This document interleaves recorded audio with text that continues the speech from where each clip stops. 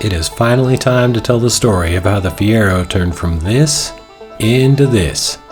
But before I get started on the story of the restoration, I have to do a big thanks and shout out to my friend and mentor Vince.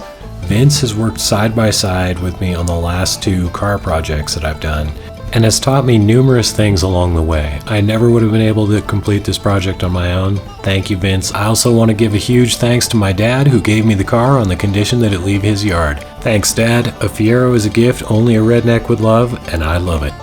Now let's get right into it and talk mechanical. This is what the engine compartment looked like after I'd just vacuumed out the leaves and the larger parts of filth.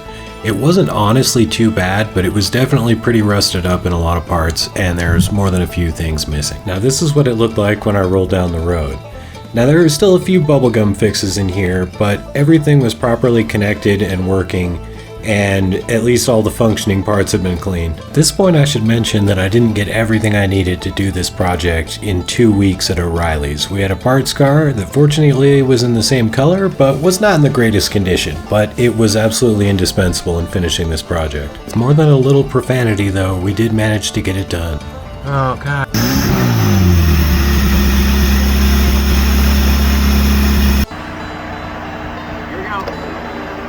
Pop up and down headlights, baby. They're working. Here's most of the stuff we did. I'm sure I'm forgetting a few things. I had to do tires pretty much first thing because the ones on it were really rotted and lumpy, and it was a pain even just pushing it around. All the electrical stuff was pretty rusted and rotted. The starter and ignition were both in pretty good shape, but pretty much everything else was nasty and had to be replaced, severely cleaned. It was all pretty bad.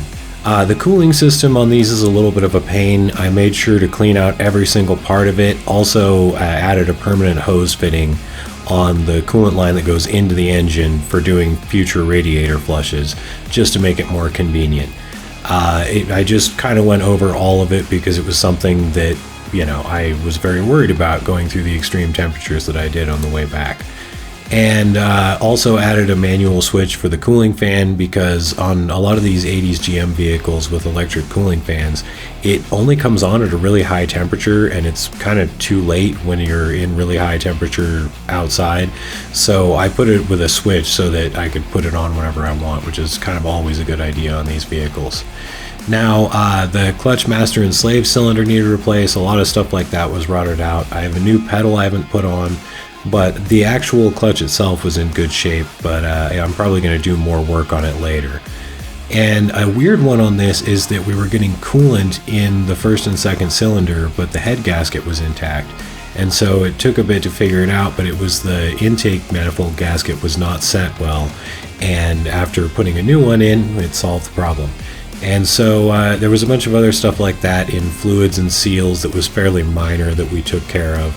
And I also went through the entire evap system and made sure that, there were no check engine lights or anything. I had to replace all kinds of little tubes and hoses and stuff like that. But I hate check engine lights and, not knowing what it is. So I made sure to take care of that. And then just did a lot of general maintenance stuff to get the car ready to go. Probably the hardest fix was getting the pop-up headlights working. I went through both of them on the parts car and took all of them apart for enough parts to get them working with straight action and everything, because I felt like that was essential before my drive to have my pop-up headlights working. Now it's time to talk a little bit about the body. It was overall in pretty good condition, but there was some funkiness, like this hole cut in the hood.